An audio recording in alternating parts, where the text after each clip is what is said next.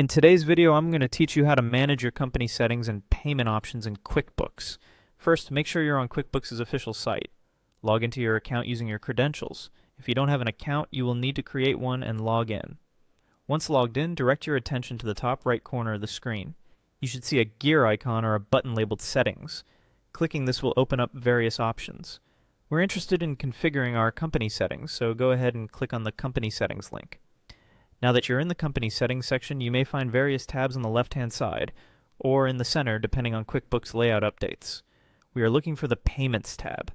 This section allows you to manage how you process payments through QuickBooks. After clicking on Payments, you might see options to reapply or apply for payments.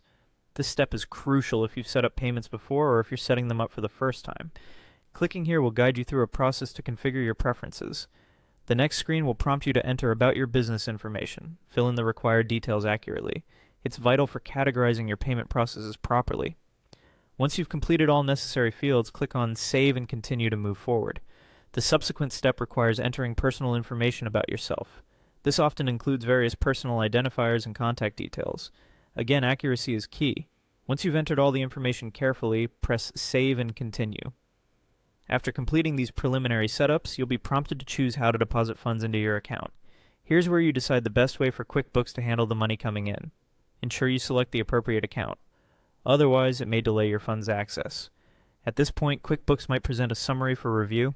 Double-check all the information you've entered. Details about both your business and personal information, along with payment preferences, should be verified for final confirmation.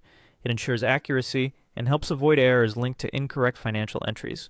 Once everything is verified, look for a final confirmation or complete setup button. This completes the payment setup within QuickBooks, optimizing how your transactions are processed and managed. Now you're ready to handle payments and simplify your bookkeeping tasks through QuickBooks. That's it for today's guide. By following these detailed steps, you'll have successfully navigated QuickBooks payment options and company setting configurations.